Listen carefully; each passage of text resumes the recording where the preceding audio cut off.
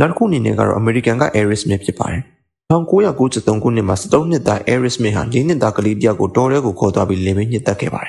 ကလေးတယောက်ရဲ့အတွင်းစိတ်တွေကအမောင်တို့တစ်ခုစပြီးပေါ်လာတဲ့အခါဘာတွေဖြစ်လာနိုင်မလဲအဲဒီလက္ခဏာတွေကတိမ်မွေ့နေနိုင်သူထိတ်လန့်စရာကောင်းလောက်လည်းထင်ရှားနေတာမျိုးတွေရှိနိုင်ပါတယ်ကျွန်တော်တို့နိုင်ငံမှာမကြသေးခင်ကဖြစ်ပေါ်ခဲ့တဲ့ဆော်ဂျာသက်လူငယ်တဦးကအမျိုးသမီးတူကိုသွေးအေးနဲ့တက်ပြီးခန္ဓာကိုယ်ကိုပိုင်းဖြတ်အလောင်းဖြောက်ခဲ့တဲ့ထိတ်လန့်ပွေရကိစ္စကိုလူတိုင်းကတုန်လှုပ်ခြောက်ခြားစေခဲ့ပါတယ်ကျွန်တော်တို့အများစုကဒီကြောက်စရာမေးခွန်းကိုမေးကြပါတယ်ဒါဟာစိတ်ရောဂါတစ်ခုဒါမှမဟုတ်အခြားရာတစ်ခုလား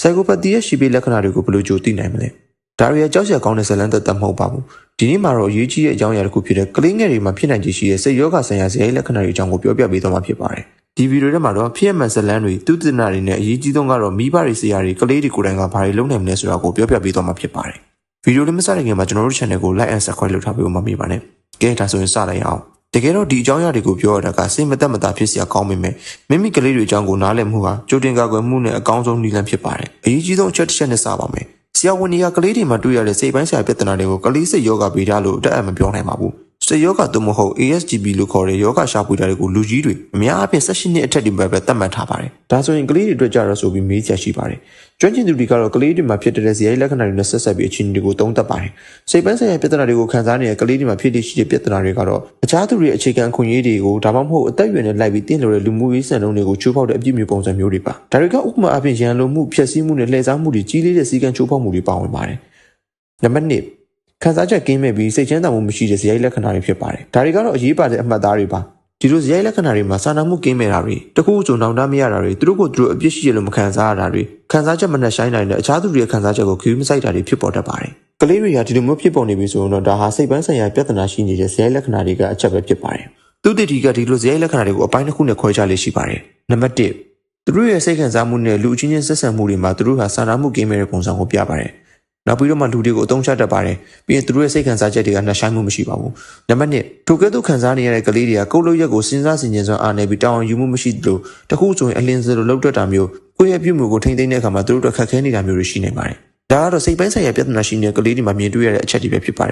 ယ်ဒါဆိုရင်ဒီလိုအချက်တွေကဘာလို့ကလေးတွေအတွက်အရင်ရေးကြည့်တာလဲတကယ်လို့ကလေးငယ်တူကထိုကဲ့သို့သောအပြုမှုဖြစ်လာပြီဆိုတော့ထိုကလေးကိုပို့ပြီးကျူးဆိုင်ဖို့လိုလာပါပြီအကယ်၍ဒီလိုဇယိုက်လက္ခဏာတွေကိုစောစောသိရပြီးကလေးရဲ့စိတ်ကျန်းမာရေးကိုစောစောစီးစီးကူးတတ်မှုပေးနိုင်လေကလေးရဲ့ကျန်းမာရေးစိတ်ပိုင်းဆိုင်ရာကြီးထွားပုံမျိုးမူလမ်းကြောင်းပုံဖော်မှာပို့ပြီးအောင်မြင်လာနိုင်နေဖြစ်လို့ပါပဲပထမဆုံးသတိပေးလိုတာကဒီအပြုမှုတွေကတစ်ခုနှစ်ခုရှိုံနဲ့ကလေးကပြက်စီးသွားပြီးစိတ်ပိုင်းဆိုင်ရာမျိုးရင်းနေပြီလို့ပြောလို့မရပါဘူးကလေးတွေဘွားကရှုပ်ထွေးပါတယ်ဒါပေမဲ့ဒီလိုအပြုမှုများစွာကိုအချိန်ကြာမြင့်စွာထပ်ခါတလေနောင်တမရှိပဲလှုပ်ဆောင်နေတဲ့ပုံစံဆိုရင်တော့အနည်းအောင်အဆင်ပြေတတ်မှတ်ရအောင်ဖြစ်ပြီးတက်တီးတဲ့ပညာရှင်နဲ့ကျူးဆိုင်မှုကိုခံယူဖို့လိုအပ်ပါတယ်အကယ်၍တင့်ကလေးကအောက်ဖအပြုမှုတွေကိုရှိနေပြီဆိုရင်တော့အနီအောင်လက္ခဏာဖြစ်တတ်မှတ်ပြီးသူ့ကိုပို့ပြီးကျူးဆိုင်ပေးတင်ပါတယ်။အဲဒီချက်တွေကတော့တိရစ္ဆာန်များအပေါ်ရက်ဆက်ခြင်းဒါအကိုင်းညီဆုံးလက္ခဏာတွေကတစ်ခုပါ။ရိုးရိုးကစားတာမျိုးမဟုတ်ပဲတင်းငယ်တဲ့တိရစ္ဆာန်တွေကိုတမင်တကာအချိန်ကြာကြာရမတ်ဆန်စွာနာကျင်အောင်လှုပ်ဆောင်ခြင်းဖြစ်ပါတယ်။ဒါဟာစိတ်ခံစားမှုအကျိုးဆက်မရှိဘဲနာကျင်မှုကိုဖြစ်ပေါ်စေလိုတဲ့စိတ်ဆန္ဒကိုထင်ဟပ်ပြတာပါ။စာနာမှုကင်းမဲ့ခြင်းဒုက္ခရောက်နေတာကိုခရူးမဆိုင်ခြင်းတကယ်ချင်းတယောက်ငိုနေတဲ့အခါဒါမှမဟုတ်ထိခိုက်ဒဏ်ရာရတဲ့အခါခံစားချက်မဲ့နေတာမျိုးပါ။နံပါတ်2မူသားပြောခြင်းလိန်နာကတော့အထူးဆန်းမှုပဲမဲ့ဒါကတော့မတူပါဘ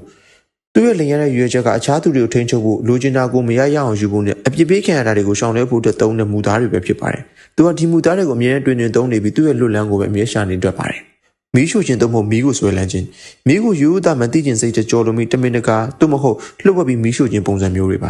ါခိုးယူမှုနဲ့စီကံချိုးဖောက်မှုများအတွက်နောင်တမရခြင်းတငယ်ချင်းတွေဒစိမ့်တွေဒါမှမဟုတ်မိသားစုတွေစီကနေပစ္စည်းတွေခိုးယူတာသို့မဟုတ်စီကံချိုးဖောက်တာတွေကိုသူတို့ကဘာမှမဖြစ်သလိုပုံမှန်လှုပ်ဆောင်ကြပါတယ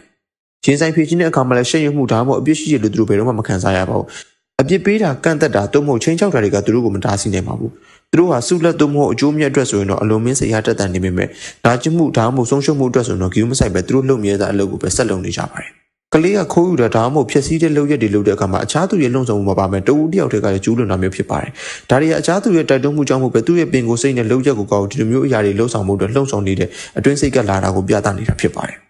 ်ခံစားချက်မနှဆိုင်ခြင်းဝမ်းနည်းခြင်းသို့မဟုတ်ပျော်ရွှင်ခြင်းတို့သူတို့ရဲ့စိတ်ခံစားချက်ဖော်ပြမှုတွေကဟန်ဆောင်ထားသလိုပေါ်လွင်နေတတ်ပါတယ်ဒါမှမဟုတ်ခဏတာဖြစ်နေတတ်တာမျိုးပါဒီလိုအချက်လက်မျိုးတွေတင်းရဲ့ကလေးမှရှိနေပြီဆိုရင်တင်းရဲ့ကလေးကိုပုံမကျူးဆိုင်ပြီးတော့မှတက်တိနားလေတဲ့ပညာရှင်နဲ့ကုသပြသဖို့အတွက်လိုအပ်နေပြီဖြစ်ပါတယ်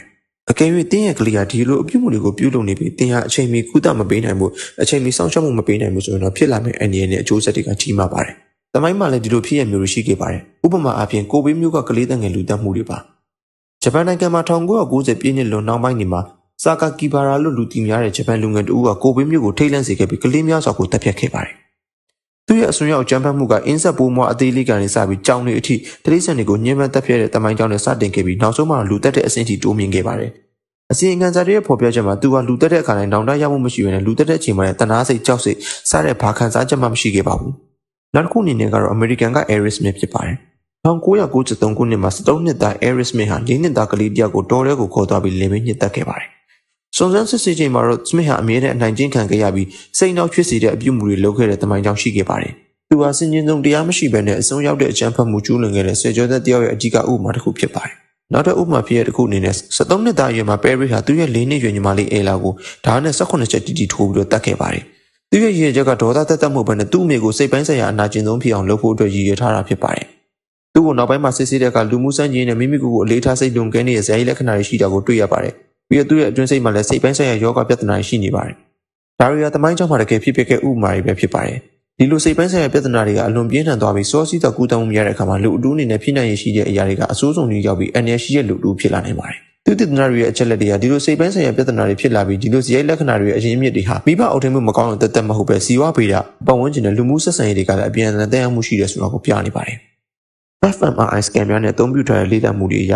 ဒီလိုစိတ်ပိုင်းဆိုင်ရာဇယိုက်လက္ခဏာမြင်မှတဲ့လူငယ်တွေကအခြားသူတွေရဲ့နာကျင်မှုနဲ့စိတ်ဒုက္ခကိုခံစားသိရှိနိုင်တဲ့အပိုင်းတွေမှာလှုပ်ရှားမှုအားနည်းတာကိုမကြာခဏတွေ့ရပါတယ်။သူတို့ဟာဒုက္ခရောက်နေတာကိုတုံ့ပြန်မှုအားနည်းနေတာမျိုးဖြစ်တတ်ပါတယ်။နောက်တစ်ချက်အနေနဲ့ကတော့မျိုးရိုးဗီဇဆိုင်ရာအချက်တွေဖြစ်ပါတယ်။ဒီဇယိုက်လက္ခဏာတွေဖြစ်ပေါ်လာတဲ့အခြားချက်တစ်ခုကတော့မျိုးရိုးဗီဇကြောင့်လည်းဖြစ်ပေါ်နိုင်ပါတယ်။ဒါပေမဲ့ဒီလိုဇယိုက်လက္ခဏာတွေဖြစ်ပေါ်လာပြီဆိုတော့ပြုပြင်ပြောင်းလဲလို့မရတဲ့အရာတွေတော့မဟုတ်ပါဘူး။အထူးကုသရေးနည်းလမ်းတွေအနေနဲ့ကတော့အနှုတ်သဘောဆောင်တဲ့ပြုမှုတွေကိုအပြစ်ပေးထားတဲ့ပုံမကောင်းမှုနဲ့နည်းလမ်းတွေနဲ့စုပေးစနစ်ကိုအသုံးပြုတာမျိုးကပိုပြီးကောင်းပါတယ်။ပုံမှန်အနေနဲ့သူတို့ကိုတစ်ခုခုကောင်းတာလုပ်တဲ့ကစုချတာမျိုးနှွေးထွေးစွာကျူးစိုက်ပေးတာမျိုးမကောင်းတဲ့စိတ်ပိုင်းဆိုင်ရာဇယိုက်လက္ခဏာအပြုမှုတွေကိုရှော့ချမှအောင်မြင်မှုရှိကြောင်းကိုပြသထားပါတယ်။ကုသမှုပေးတာပုံငယ်လေးရလက်ကပိုကောင်းလေးပဲဖြစ်ပါတယ်။ဒီလိုကလေးတွေအတွက်ကျွန်တော်တို့ဘာလုပ်ပေးနိုင်မလဲ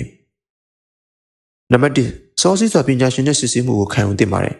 ။နံပါတ်2နှွေးထွေးတဲ့စီကံတွေချမှတ်ထားပါ။စိတ်ပိုင်းဆိုင်ရာပြဿနာဇယိုက်လက္ခဏာရှိတဲ့ကလေးတွေကရှုပ်ထွေးပြီးကြမ်းတမ်းတဲ့အပြစ်ပေးမှုတွေကိုကောင်းကောင်းမတုံ့ပြန်ပါဘူး။သူတို့ထိန်ချောင်းမှုဆွဲဆိုရင်တော့နှွေးထွေးမှုနဲ့ကောင်းမှုနဲ့စုချခြင်းစနစ်နည်းလမ်းစတဲ့တူကိုအသုံးပြုသင့်ပါတယ်။နံပါတ်3စိတ်ခံစားမှုဆိုင်ရာစာပေတွေကိုသင်ကြားပေးပါ။ပုံမြင်တွေပြောတာအတူကစားပေးတာတွေနေ့စဉ်စကားပြောဆိုမှုတွေကိုသုံးပြီးကလေးကိုခြားသူတွေရဲ့ရှုထောင့်ကိုခွဲခြားသိမြင်နားလည်ဖို့အတွက်ကူညီပေးပါ။ကလေးအများစုကတဘာအတိုင်းသင်ယူရတဲ့စာနာမှုကိုသူတို့အတွက်သင်ကြားပေးဖို့လိုအပ်ပါတယ်။နံပါတ်4စိတ်ပိုင်းဆိုင်ရာဒုက္ခရောက်နေတဲ့ကလေးတွေကိုပြုစုပြောထားတာပင်ပန်းပါတယ်။ဒီလိုစိတ်ဖွဲ့စည်းမှုတွေကိုတည်ငြိမ်စွာထိန်းချုပ်နိုင်ဖို့အတွက်မိဘအချင်းချင်းတို့မှအဖွဲ့အစည်းများရဲ့အကူအညီနဲ့အကြံပေးချက်တွေကိုရယူသင့်ပါတယ်။ကလေးတွေမှာစိတ်ယောဂဗေဒသဘောဆိုတာကအမောင်တို့နဲ့နှူးညံ့တဲ့အကြောင်းအရာတစ်ခုပါ။ဒီဗီဒီယိုရဲ့ရည်ရွယ်ချက်ကကလေးတွေကိုနောက်တစ်ချိန်မှာစိတ်ပိုင်းဆိုင်ရာပြဿနာတွေကိုပိုဆိုးမလာစေဘဲတတိပေးလက္ခဏာတွေကိုနားလည်ဖို့စောစီးတာကုသမှုနဲ့မျှော်လင့်ချက်ပေးဖို့ပဲဖြစ်ပါတယ်။ကျွန်တော်နိုင်ငံကခြေခွဲချက်ဖြစ်အလိုမျိုးအဆွေးရောက်တဲ့အခြေအနေမှာစိုးကျိုးတွေကကြောင်းမဖွယ်ကောင်းလာပါတယ်။ဒါပေမဲ့လူများနဲ့အတူကလေးတွေကိုတေချာကူးဆက်ပြီးပြောင်းလဲပေးနိုင်ပါတယ်။ဒီဗီဒီယိုကိုကြည့်နေတဲ့မိဘအစီအဒါမှမဟုတ်အုပ်ထင်းသူလူဖြစ်တဲ့ဆိုရင်အသိပညာစီးကမ်းနဲ့ပညာရှိရဲ့အထောက်ပံ့နေတဲ့အတူ